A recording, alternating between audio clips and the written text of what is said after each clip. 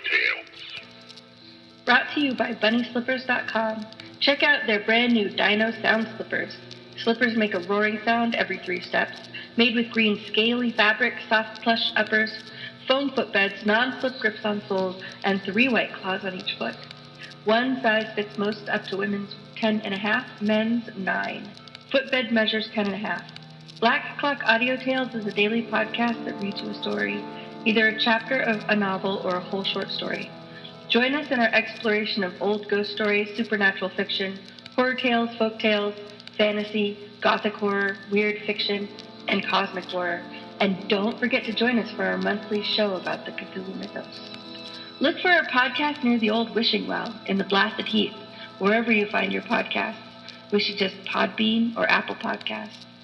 Find us on the web at pgttcm.com and at Black Clock Audio on Instagram, Twitter, and Facebook, and Black Clock Audio Tales on YouTube. Welcome to Black Clock Audio Tales. Check out our new website over at www.pgttcm.com. Edited by Daniel Spitzer, music by Kevin MacLeod. Welcome, Folklore of Great Britain. Join us at the end of the month when we talk about the great old ones.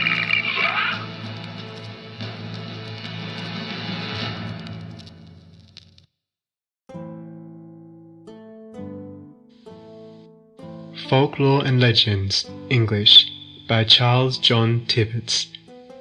The Tulip Fairies. Near a pixie field in the neighbourhood of Dartmoor, there lived, on a time, an old woman who possessed a cottage and a very pretty garden, wherein she cultivated a most beautiful bed of tulips.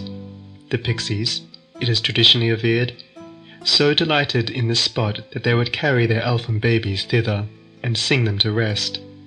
Often, at the dead hour of the night, a sweet lullaby was heard, and strains of the most melodious music would float in the air, that seemed to owe their origin to no other musicians than the beautiful tulips themselves. And whilst these delicate flowers waved their heads to the evening breeze, it sometimes seemed as if they were marking time to their own singing. As soon as the elfin babies were lulled asleep by such melodies, the pixies would return to the neighbouring field, and there commence dancing, making those rings on the green which showed, even to mortal eyes, what sort of gambols had occupied them during the night season. At the first dawn of light, the watchful pixies once more sought the tulips, and, though still invisible, they could be heard kissing and caressing their babies. The tulips, thus favoured by a race of genii, retained their beauty much longer than any other flowers in the garden, whilst, though contrary to their nature, as the pixies breathed over them, they became as fragrant as roses, and so delighted at all was the old woman who kept the garden that she never suffered a single tulip to be plucked from its stem. At length, however, she died, and the hare who succeeded her destroyed the enchanted flowers, and converted the spot into a parsley bed, a circumstance which so disappointed and offended the pixies that they caused all the parsley to wither away, and, indeed, for many years nothing would grow in the beds of the whole garden. These sprites, however, though eager in resenting an injury, were, like most warm spirits, equally capable of returning a benefit, and if they destroyed the product of the good old woman's garden when it had fallen into unworthy hands, they tended the bed that wrapped her clay with affectionate solicitude. They were heard lamenting and singing sweet dirges around her grave, nor did they neglect to pay this mournful tribute to her memory every night before the moon was at the full. For then their high solemnity of dancing, singing, and rejoicing took place, to hail the Queen of the Night on completing her circle in the heavens. No human hand ever tended the grave of the poor old woman who had nurtured the tulip bed for the delight of these elfin creatures. But no rank weed was ever seen to grow upon it. The sod was ever green, and the prettiest flowers would spring up without sowing or planting. And so they continued to do, until it was supposed that the mortal body was reduced to its original dust. The History of Jack and the Giants. In the reign of King Arthur, near to the Land's End of England, in the county of Cornwall, lived a wealthy farmer, who had a son named Jack. He was brisk and of a ready wit, so that whatever he could not perform by force and strength, he completed by wit and policy. Never was any person heard of that could worst him. Nay, the very learned many times he has baffled by his cunning and sharp inventions. In those days the Mount of Cornwall was kept by a large and monstrous giant of 18 feet high, and about 3 yards in circumference, of a fierce and grim countenance, the terror of the neighbouring towns and villages. His habitation was in a cave in the midst of the mount. Never would he suffer any living creature to keep near him. His feeding was on other men's cattle, which often became his prey, for whenever he wanted food, he would wade over to the mainland, where he would well furnish himself with whatever he could find, for the people at his approach would all forsake their habitations. Then would he seize upon their cows and oxen, of which he would think nothing to carry over upon his back 6 at one time, and as for their sheep and boys, he would tie them round his waist like a bunch of candles. This he practised for many years, so that a great part of the county of Cornwall was very much impoverished by him. Jack having undertaken to destroy this voracious monster, he furnished himself with a horn, a shovel, and a pickaxe, and over to the mount he went in the beginning of a dark winter's evening, where he fell to work, and before morning had dug a pit 22 feet deep and in width nearly the same, and covering it over with sticks and straw, and then strewing a little mould over it, it appeared like plain ground. Then, putting his horn to his mouth, he blew tantivy, tantivy, which noise awoke the giant, who came roaring towards Jack, crying out, "You incorrigible villain! You shall pay dearly for disturbing me, for I will broil you for my breakfast." These words were no sooner spoke, but he tumbled headlong into the pit, and the heavy fall made the foundation of the mount to shake. "Oh, Mr. Giant, where are you now? Oh, faith, you are gotten into Lob's Pound, where I will surely plague you for your threatening words. What do you think now of broiling me for your breakfast? Will no other diet serve you but poor Jack?" Having thus spoken and made merry with him a while, he struck him such a blow on the crown with his pole-axe that he tumbled down, and with a groan expired. This done, Jack threw the dirt in upon him, and so buried him. Then, searching the cave, he found much treasure.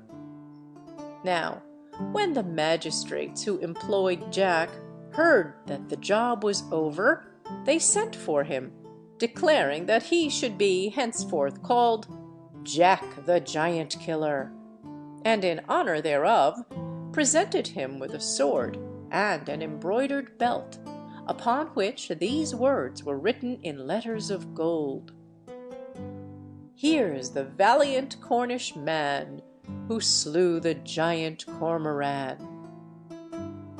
The news of Jack's victory was soon spread over the western parts, so that another giant called Old Blunderbore, hearing of it, vowed to be revenged on Jack, if it ever was his fortune to light on him. The giant kept an enchanted castle, situated in the midst of a lonesome wood. About 4 months after, as Jack was walking by the borders of this wood, on his journey towards Wales, he grew weary, and therefore sat himself down by the side of a pleasant fountain, when a deep sleep suddenly seized him. At this time the giant, coming there for water, found him, and by the lines upon his belt immediately knew him to be Jack, who had killed his brother giant. So, without any words, he took him upon his shoulder to carry him to his enchanted castle. As he passed through a thicket, the jostling of the boughs awoke Jack, who, finding himself in the clutches of the giant, was very much surprised, though it was but the beginning of his terrors, for, entering the walls of the castle, he found the floor strewn and the walls covered with the skulls and bones of dead men, when the giant told him his bones should enlarge the number of what he saw. He also told him that the next day he would eat him with pepper and vinegar, and he did not question but that he would find him a curious breakfast.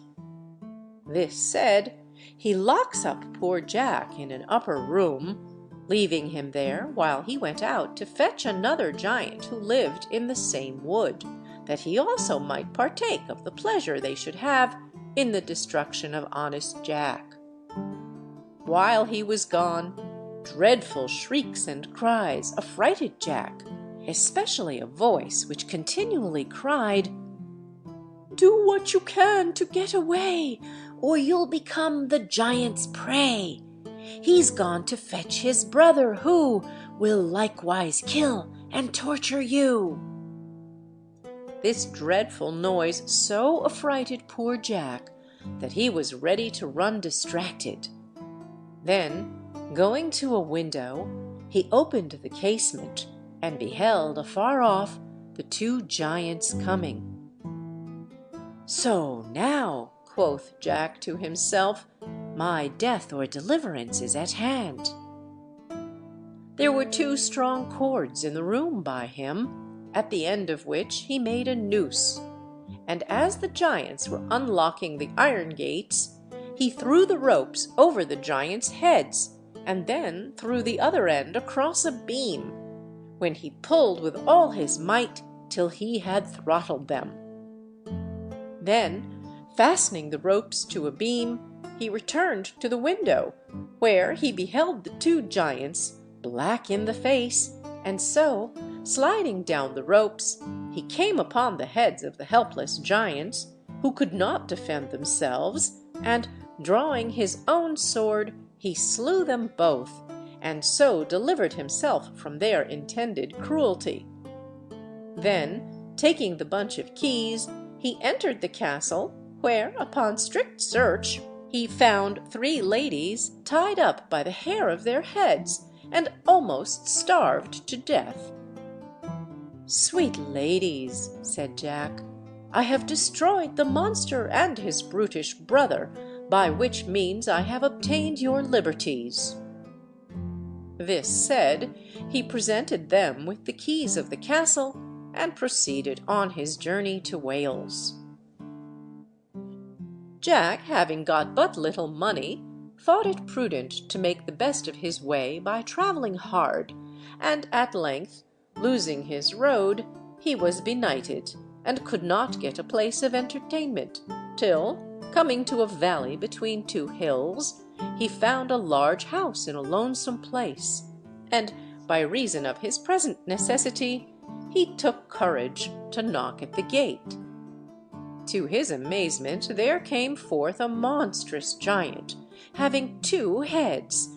Yet he did not seem so fiery as the other 2, for he was a Welsh giant, and all he did was by private and secret malice, under the false show of friendship. Jack, telling his condition, he bid him welcome, showing him into a room with a bed, where he might take his night's repose. Upon this Jack undressed himself, but as the giant was walking to another apartment, Jack heard him mutter these words to himself: "Though here you lodge with me this night, you shall not see the morning light. My club shall dash your brains out quite." "Say you so?" says Jack. "Is this one of your Welsh tricks? I hope to be as cunning as you." Then, getting out of bed, and feeling about the room in the dark, he found a thick billet of wood, and laid it in the bed in his stead. Then he hid himself in a dark corner of the room. In the dead time of the night came the giant with his club, and he struck several blows on the bed where Jack had artfully laid the billet. Then the giant returned back to his own room, supposing he had broken all his bones. Early in the morning, Jack came to thank him for his lodging. "Oh," said the giant, "how have you rested? Did you see anything in the night?" "No," said Jack, "but a rat gave me 3 or 4 slaps with his tail." Soon after the giant went to breakfast on a great bowl of hasty pudding, giving Jack but a small quantity. Jack, being loath to let him know he could not eat with him, got a leather bag, and, putting it artfully under his coat, put the pudding into it. Then he told the giant he would show him a trick, and, taking up a knife, he ripped open the bag, and out fell the pudding. The giant thought he had cut open his stomach and taken the pudding out.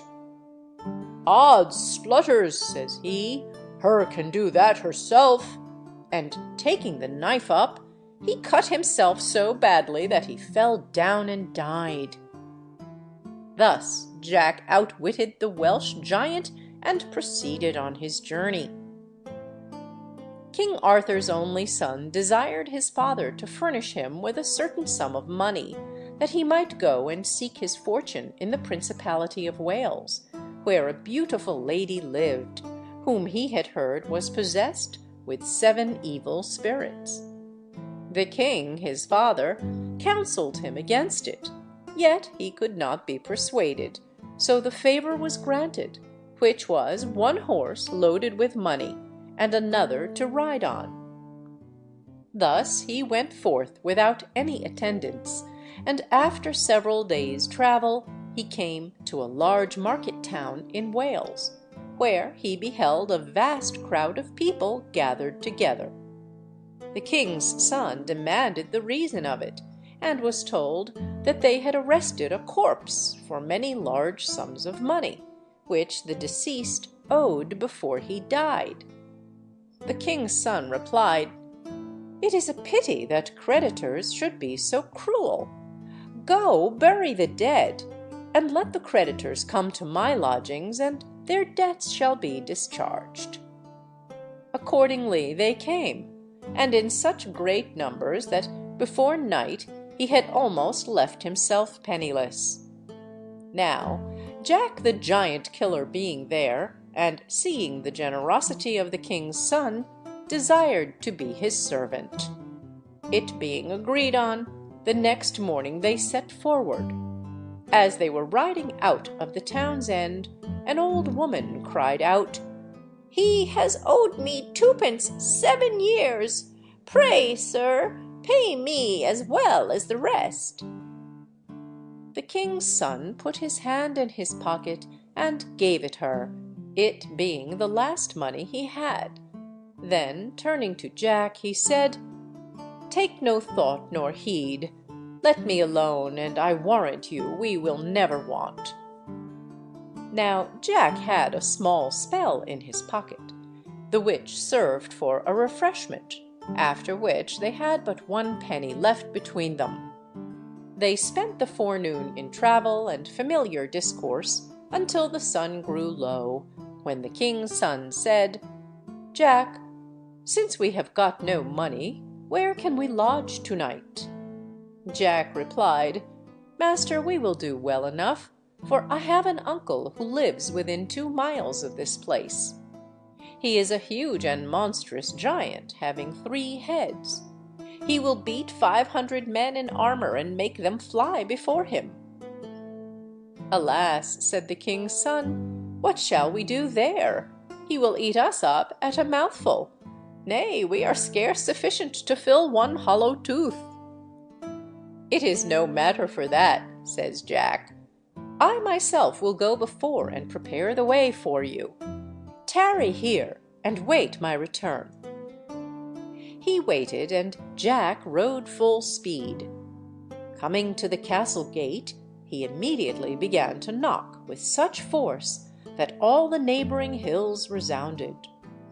The giant, roaring with a voice like thunder, called, "Who is there?"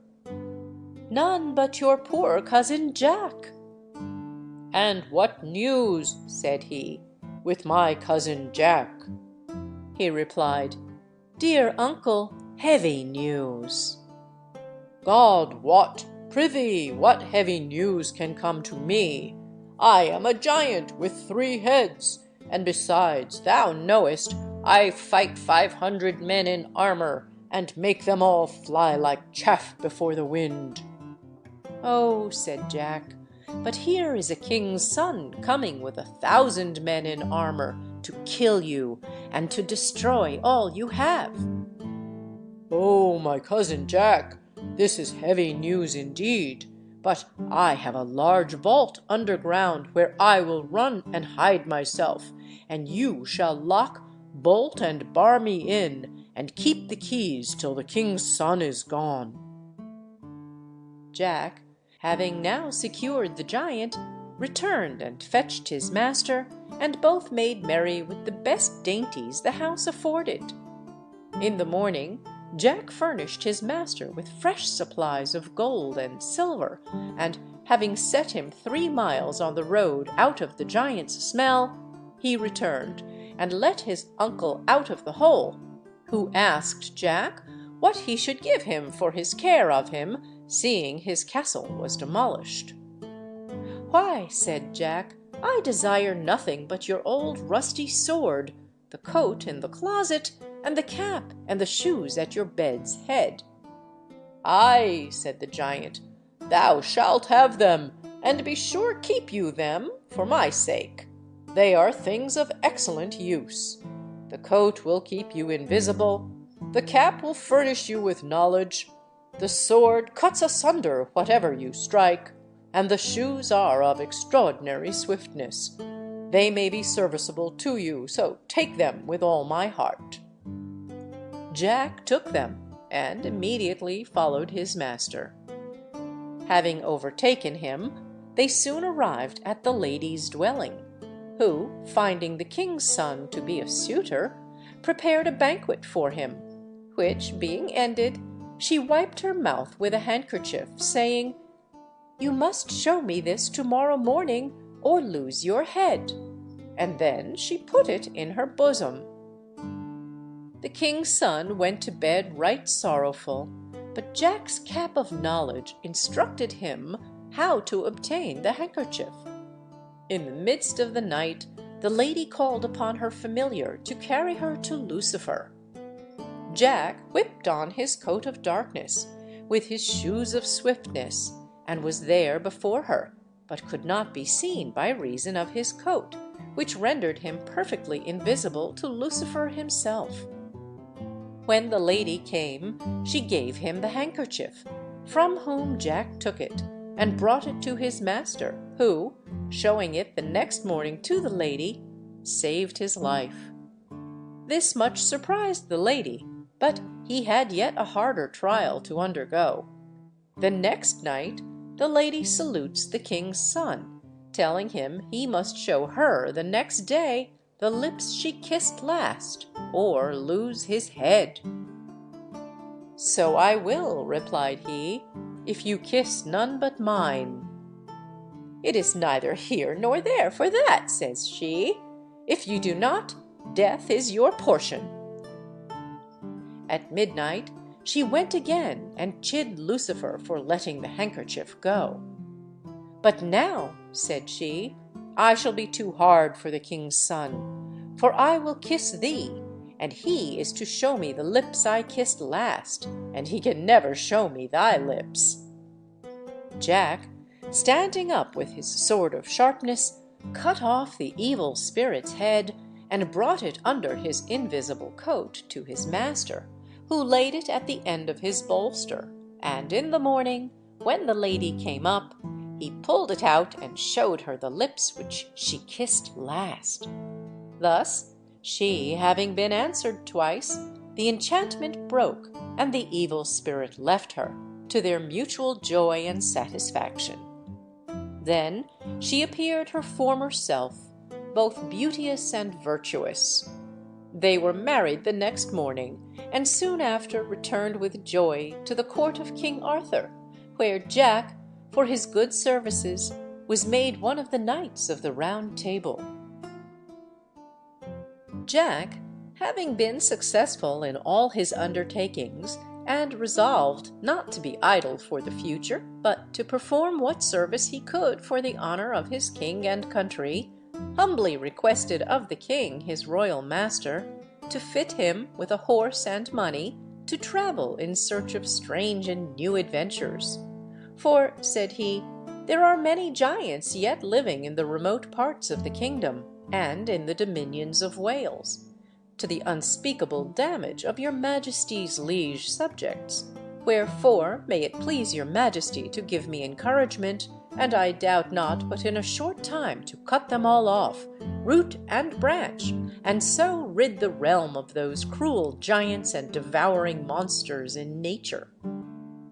Now, when the king had heard these noble propositions, and had duly considered the mischievous practices of those bloodthirsty giants, he immediately granted what honest Jack requested. And on the first day of March, being thoroughly furnished with all necessaries for his progress, he took his leave, not only of King Arthur, but likewise of all the trusty and hardy knights belonging to the Round Table, who, after much salutation and friendly greeting, parted, the king and nobles to their courtly palaces, and Jack the Giant Killer to the eager pursuit of fortune's favours, taking with him the cap of knowledge, sword of sharpness, shoes of swiftness, and likewise the invisible coat, the latter to perfect and complete the dangerous enterprises that lay before him. He travelled over vast hills and wonderful mountains, till at the end of 3 days he came to a large and spacious wood, through which he must needs pass, where, on a sudden, to his great amazement, he heard dreadful shrieks and cries. Casting his eyes around to observe what it might be, he beheld with wonder a giant rushing along with a worthy knight and his fair lady, whom he held by the hair of their heads in his hands, with as much ease as if they had been but a pair of gloves, the sight of which melted honest Jack into tears of pity and compassion. Alighting off his horse, which he left tied to an oak tree, and then putting on his invisible coat, under which he carried his sword of sharpness, he came up to the giant, and though he made several passes at him, yet nevertheless he could not reach the trunk of his body by reason of his height, though he wounded his thighs in several places. At length, giving him a swinging stroke, he cut off both his legs just below the knees, so that the trunk of his body made not only the ground to shake, but likewise the trees to tremble with the force of its fall, at which, by mere fortune, the knight and his lady escaped his rage. Then had Jack time to talk with him, and, setting his foot upon his neck, he said, "Thou savage and barbarous wretch! I am come to execute upon you the just reward of your villainy." And with that, running him through and through, the monster sent forth a hideous groan, and yielded up his life into the hands of the valiant conqueror, Jack the Giant Killer, while the noble knight and virtuous lady were both joyful spectators of his sudden downfall and their deliverance. This being done, the courteous knight and his fair lady not only returned Jack hearty thanks for their deliverance, but also invited him home, there to refresh himself after the dreadful encounter, as likewise to receive some ample reward by way of gratuity for his good service. "No," quoth Jack, "I cannot be at ease till I find out the den which was this monster's habitation." The knight, hearing this, waxed right sorrowful, and replied, "Noble stranger, it is too much to run a second risk, for note, this monster lived in a den under yon mountain with a brother of his, more fierce and fiery than himself. Therefore, if you should go thither and perish in that attempt, it would be the heartbreaking of both me and my lady. Therefore, let me persuade you to go with us, and desist from any further pursuit." "Nay," quoth Jack, "if there be another, nay, were there 20, I would shed the last drop of blood in my body before one of them should escape my fury. When I have finished this task, I will come and pay my respects to you." So, having taken the directions to their habitation, he mounted his horse, leaving them to return home, while he went in pursuit of the deceased giant's brother.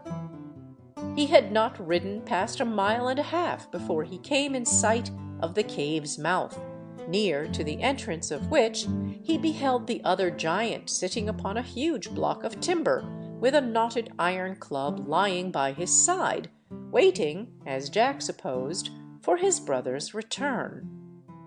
His goggle eyes appeared like terrible flames of fire. His countenance was grim and ugly, his cheeks being like a couple of large, fat flitches of bacon. Moreover, the bristles of his beard seemed to resemble rods of iron wire. His locks hung down upon his broad shoulders like curled snakes or hissing adders. Jack alighted from his horse and put him into a thicket. Then, with his coat of darkness, he came somewhat nearer to behold this figure, and said softly, "Oh, are you there? It will be not long ere I shall take you by the beard." The giant all this time could not see him by reason of his invisible coat. So, coming up close to him, valiant Jack, fetching a blow at his head with his sword of sharpness, and missing something of his arm, cut off the giant's nose.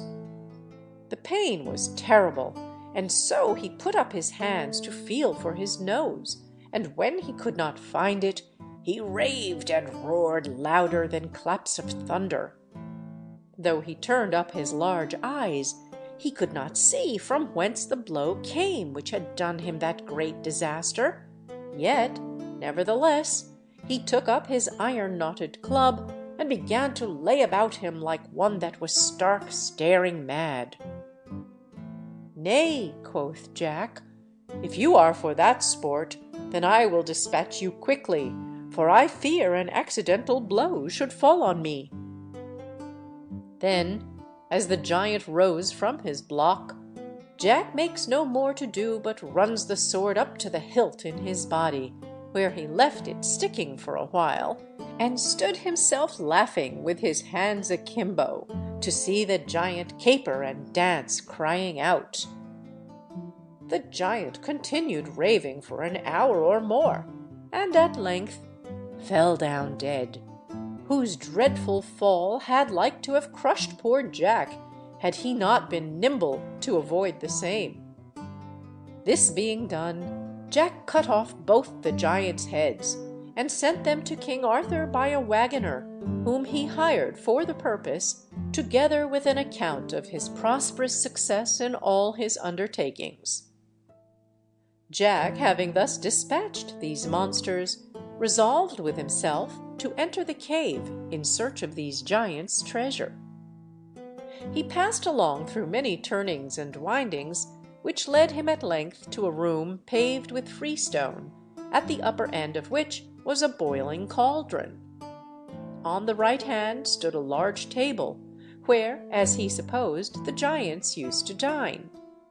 He came to an iron gate, where was a window secured with bars of iron, through which he looked, and there beheld a vast many miserable captives, who, seeing Jack at a distance, cried out with a loud voice, "Alas, young man, art thou come to be one amongst us in this miserable den?"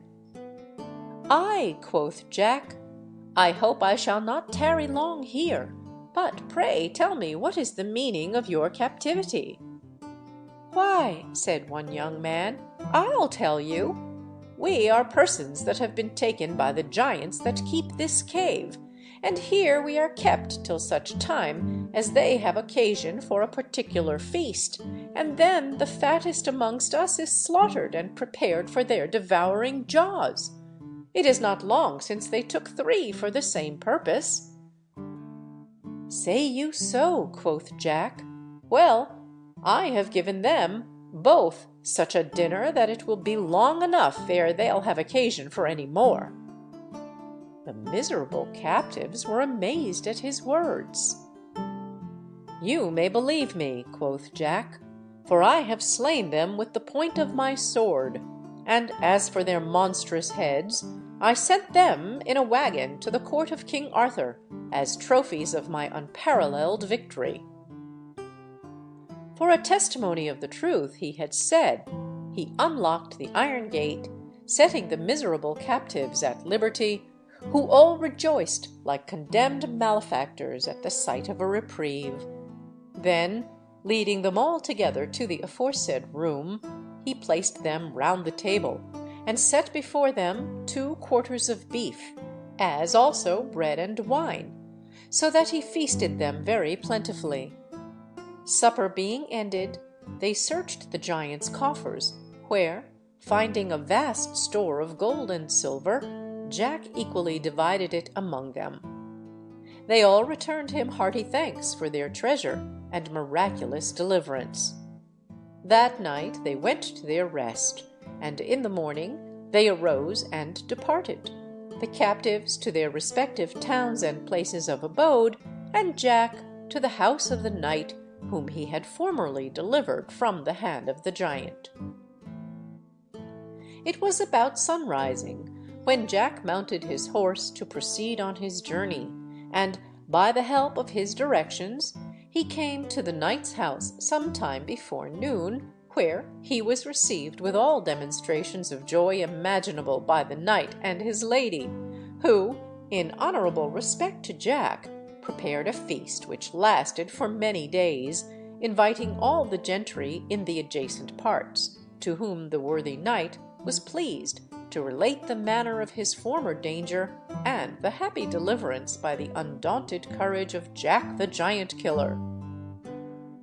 By way of gratitude, he presented Jack with a ring of gold, on which was engraved by curious art the picture of the giant dragging a distressed knight and his fair lady by the hair of the head, with this motto: "We are in sad distress, you see, under a giant's fierce command, but gained our lives and liberty by valiant Jack's victorious hand." Now, among the vast assembly there present were 5 aged gentlemen who were fathers to some of those miserable captives which Jack had lately set at liberty, who, understanding that he was the person that performed those great wonders, immediately paid their venerable respects. After this their mirth increased, and the smiling bowls went freely round to the prosperous success of the victorious conqueror. But, in the midst of all this mirth, a dark cloud appeared which daunted all the hearts of the honourable assembly. Thus it was. A messenger brought the dismal tidings of the approach of one Thunderdell, a huge giant with 2 heads, who, having heard of the death of his kinsmen, the above-named giants, was come from the northern dales in search of Jack, to be revenged of him for their most miserable downfall. He was now within a mile of the knight's seat, the country people flying before him from their houses and habitations like chaff before the wind. When they had related this, Jack, not a whit daunted, said, "Let him come. I am prepared with a tool to pick his teeth. And you, gentlemen and ladies, walk but forth into the garden, and you shall be the joyful spectators of this monstrous giant's death and destruction." To which they consented, every one wishing him good fortune in that great and dangerous enterprise. The situation of this knight's house take as follows. It was placed in the midst of a small island, encompassed round with a vast moat 30 feet deep and 20 feet wide, over which lay a drawbridge. Jack employed 2 men to cut this last on both sides almost to the middle, and then, dressing himself in his coat of darkness, likewise putting on his shoes of swiftness, he marches forth against the giant, with his sword of sharpness ready drawn. When he came up to him, yet the giant could not see Jack by reason of his invisible coat which he had on. Yet, nevertheless, he was sensible of some approaching danger, which made him cry out in these following words: "Fee, fi, fo, fum, I smell the blood of an Englishman. Be he alive or be he dead, I'll grind his bones to make me bread." "Sayest thou so?" quoth Jack. "Then thou art a monstrous miller indeed. But what if I serve thee as I did the 2 giants of late? On my conscience I should spoil your practice for the future." At which time the giant spoke in a voice as loud as thunder: "Art thou that villain which destroyed my kinsmen? Then will I tear thee with my teeth, and what is more, I will grind thy bones to powder." "You will catch me first, sir," quoth Jack, and with that he threw off his coat of darkness that the giant might see him clearly, and then ran from him, as if through fear. The giant, with foaming mouth and glaring eyes, followed after like a walking castle, making the foundation of the earth, as it were, to shake at every step.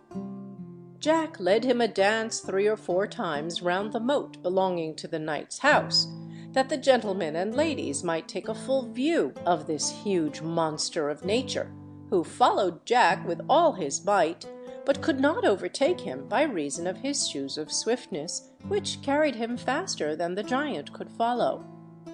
At last, Jack, to finish the work, took over the bridge, the giant with full speed pursuing after him with his iron club upon his shoulder, but, coming to the middle of the drawbridge, what with the weight of his body and the most dreadful steps that he took, it broke down, and he tumbled full into the water, where he rolled and wallowed like a whale. Jack, standing at the side of the moat, laughed at the giant and said, "You told me you would grind my bones to powder. Here you have water enough. Pray, where is your mill?" The giant fretted and foamed to hear him scoff at that rate, and though he plunged from place to place in the moat, yet he could not get out to be avenged on his adversary. Jack at length got a cast rope and cast it over the giant's 2 heads with a slip knot, and by the help of a train of horses dragged him out again, with which the giant was nearly strangled, and before Jack would let him loose, he cut off both his heads with his sword of sharpness, in the full view of all the worthy assembly of knights, gentlemen, and ladies, who gave a joyful shout when they saw the giant fairly dispatched.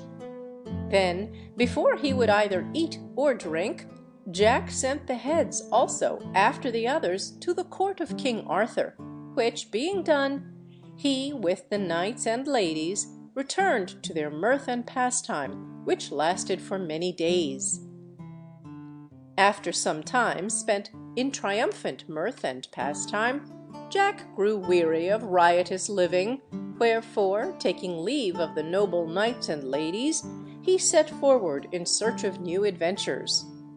Through many woods and groves he passed, meeting with nothing remarkable, till at length, coming near the foot of a high mountain, late at night, he knocked at the door of a lonesome house, at which time an ancient man, with a head as white as snow, arose and let him in. "Father," said Jack, "have you any entertainment for a benighted traveller that has lost his way?" "Yes," said the old man, "if you will accept of such accommodation as my poor cottage will afford, thou shalt be right welcome." Jack returned him many thanks for his great civility, wherefore down they sat together, and the old man began to discourse him as follows. "Son," said he, "I am sensible thou art the great conqueror of giants, and it is in thy power to free this part of the country from an intolerable burden which we groan under.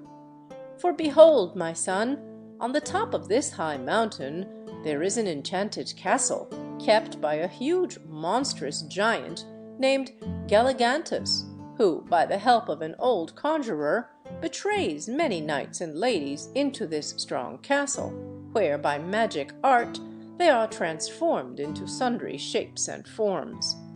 But, above all, I lament the fate of a duke's daughter whom they snatched from her father's garden by magic art, carrying her through the air in a mourning chariot drawn, as it were, by two fiery dragons, and being secured within the walls of the castle, she was immediately transformed into the real shape of a white hind, where she miserably moans her misfortune. Though many worthy knights have endeavoured to break the enchantment and work her deliverance, yet none of them could accomplish this great work, by reason of two dreadful griffins who were fixed by magic art at the entrance of the castle gate, which destroy any as soon as they see them. You, my son, being furnished with an invisible coat, may pass by them undiscovered, and on the brazen gates of the castle you will find engraved in large characters by what means the enchantment may be broken." The old man having ended his discourse, Jack gave him his hand with a faithful promise that in the morning he would venture his life to break the enchantment and free the lady together with the rest that were miserable partners in her calamity. Having refreshed themselves with a small morsel of meat, they laid them down to rest, and in the morning Jack arose and put on his invisible coat, cap of knowledge, and shoes of swiftness, and so prepares himself for the dangerous enterprises. Now, when he had ascended to the top of the mountain, he soon discovered the two fiery griffins. He passed on between them without fear, for they could not see him by reason of his invisible coat. Now, when he was got beyond them, he cast his eyes around him, where he found upon the gates a golden trumpet hung in a chain of fine silver, under which these lines were engraved: "Whosoever shall this trumpet blow shall soon the giant overthrow, and break the black enchantment straight, so all shall be in happy state." Jack had no sooner read this inscription but he blew the trumpet, at which time the vast foundation of the castle tumbled, and the giant, together with the conjurer, was in horrid confusion, biting their thumbs and tearing their hair, knowing their wicked reign was at an end. At that time Jack, standing at the giant's elbow, as he was stooping to take up his club, at one blow with his sword of sharpness cut off his head. The conjurer, seeing this, immediately mounted into the air, and was carried away in a whirlwind. Thus was the whole enchantment broken, and every knight and lady that had been for a long time transformed into birds and beasts returned to their proper shapes and likeness again. As for the castle, though it seemed at first to be of vast strength and bigness, it vanished in a cloud of smoke, whereupon an universal joy appeared among the released knights and ladies. This being done, the head of Galligantus was likewise, according to the accustomed manner, conveyed to the court of King Arthur as a present made to his majesty. The very next day, after having refreshed the knights and ladies at the old man's habitation, who lived at the foot of the mountain, Jack set forward for the court of King Arthur, with those knights and ladies he had so honourably delivered. Coming to his Majesty, and having related all the passages of his fierce encounters, his fame rang through the whole court, and as a reward for his good services, the king prevailed with the aforesaid duke to bestow his daughter in marriage to honest Jack, protesting that there was no man so worthy of her as he, to all which the duke very honourably consented. So married they were, and not only the court, but likewise the kingdom were filled with joy and triumph at the wedding. After which the king, as a reward for all his good services done for the nation, bestowed upon him a noble habitation, with a plentiful estate thereto belonging, where he and his lady lived the residue of their days in great joy and happiness. 9. The Fairies' Cup. In the province of the Dearie, Yorkshire, not far from my birthplace, says William of Newbury, a wonderful thing occurred, which I have known from my boyhood. There is a town a few miles distant from the eastern sea, near which are those celebrated waters commonly called Gipsy. A peasant of this town went once to see a friend who lived in the next town, and it was late at night when he was coming back, not very sober, when, lo, from the adjoining barrow, which I have often seen, and which is not much over 1/4 of a mile from the town, he heard the voices of people singing, and, as it were, joyfully feasting. He wondered who they could be that were breaking, in that place, by their merriment, the silence of the dead night, and he wished to examine into the matter more closely. Seeing a door open in the side of the barrow, he went up to it and looked in, and there he beheld a large and luminous house, full of people, women as well as men, who were reclining as at a solemn banquet. One of the attendants, seeing him standing at the door, offered him a cup. He took it, but would not drink, and pouring out the contents, kept the vessel. A great tumult arose at the banquet on account of his taking away the cup, and all the guests pursued him, but he escaped by the fleetness of the beast he rode, and got into the town with his booty. Finally, this vessel of unknown material, of unusual colour, and of extraordinary form, was presented to Henry the Elder, King of the English, as a valuable gift.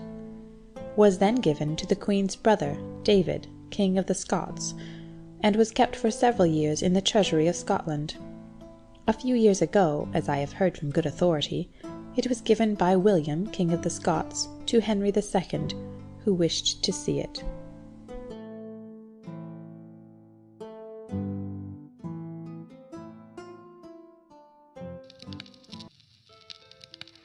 Black Clock Audio Tales. Brought to you by BunnySlippers.com. Check out their brand new Dino sound slippers. Slippers make a roaring sound every 3 steps, made with green scaly fabric, soft plush uppers, foam footbeds, non-slip grips on soles, and 3 white claws on each foot. One size fits most up to women's 10.5, men's 9. Footbed measures 10.5. Black Clock Audio Tales is a daily podcast that reads you a story, either a chapter of a novel or a whole short story. Join us in our exploration of old ghost stories, supernatural fiction, horror tales, folk tales, fantasy, gothic horror, weird fiction, and cosmic horror. And don't forget to join us for our monthly show about the Cthulhu Mythos. Look for our podcast near the old wishing well in the blasted heath, wherever you find your podcasts. We suggest Podbean or Apple Podcasts. Find us on the web at pgttcm.com and at Black Clock Audio on Instagram, Twitter, and Facebook, and Black Clock Audio Tales on YouTube. Welcome to Black Clock Audio Tales. Check out our new website over at www.pgttcm.com. Edited by Daniel Spitzer, music by Kevin MacLeod. Welcome, Folklore of Great Britain. Join us at the end of the month when we talk about the great